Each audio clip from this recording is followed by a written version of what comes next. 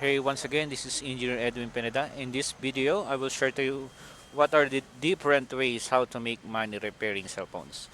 So, lagi natin tanong, kikita ba tayo sa pag-repair ng cellphones? Well, yes, no?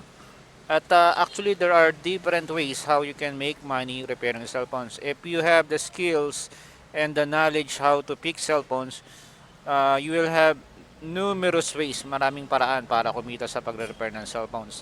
So let's divide this that into two. Number one, if you want to be a business owner, of course you will have to have a capital. Now, if you want to put a business in your marketplace, no, so you will have to invest for the rent, no. Kung gusto mo ng physical store, then you will have to invest for the rent and you will have to invest for the tools and equipment. Okay, if you are the business owner and at the same time the cell phone technician. Now, if you don't have the money to invest for a physical store, okay, if you want to be a business owner, you can do that as well. Okay, lalo na ngayong pandemya, no.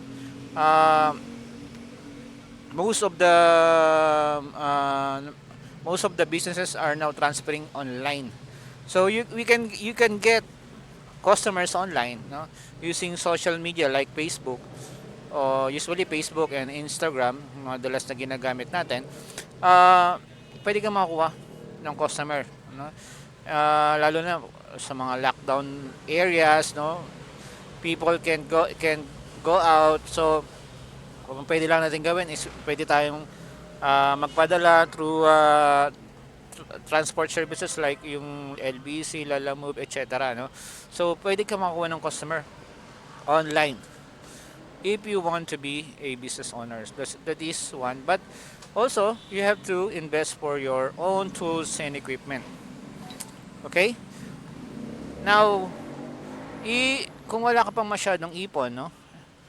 And you want to still make money repairing cell phones, once you have the skills and the knowledge on how to repair cell phones, you can apply as a cell phone technician, no. So marami tayo actually mga cell phone repair shop na nangangailangan ng cell phone technician, and all you have to do is mag-apply sa kanila para maging cell phone technicians, no. Madali lang naman, for as long as you have the skills, madali lang po makahanap ng shop na pwede mong mapwestuhan, no.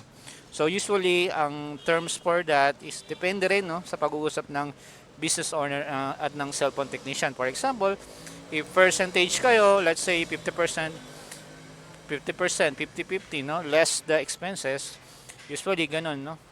So depende kung anong pag-uusapan, no, or 60%, 40%, depende rin po sa pag-uusap.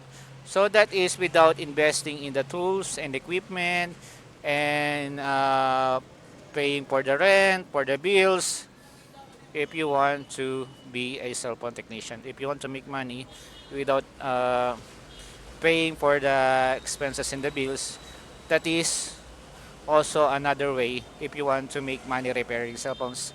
So what are the different ways kung paano ka kikita? For of course, like excuse, like I always teach, repairing cell phones can be into different categories. Long before yung mga unlocking unlocking like yung mga uso pa yung Nokia and mga Docomo, no. Very ano siya, no, very sikat dati. So that is part of the software training natin na ginagawa.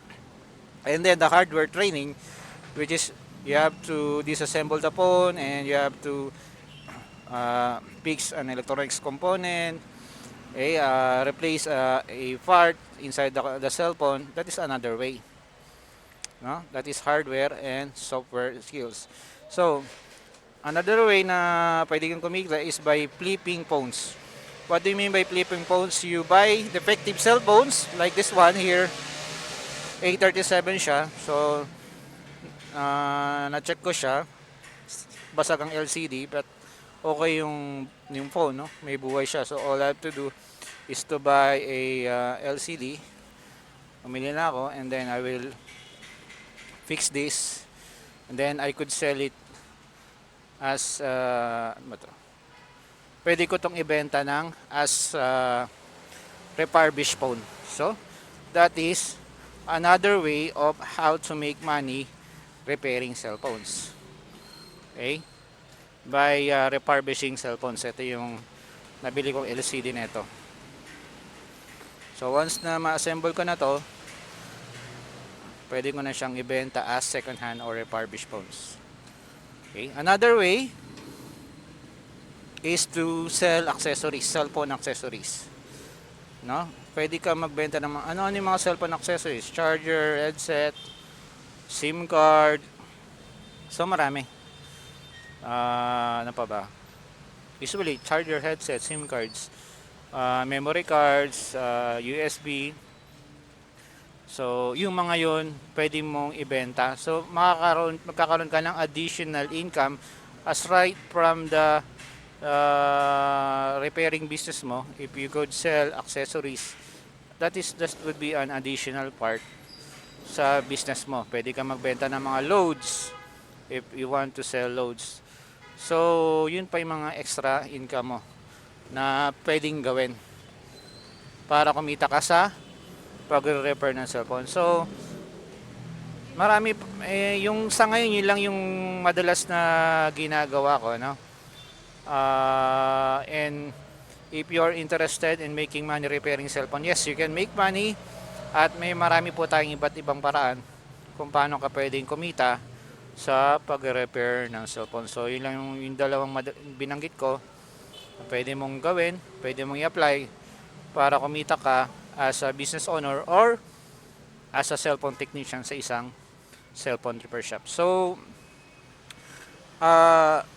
if you are new to this business of repairing cell phones, I created a video series about cellphone repair business. I will put a link dito sa within this post, or if you are nasa YouTube ka, nasa ilalim nasa description. That is a series of how to make money repairing cell phones, or that is a series about cell phone repair business.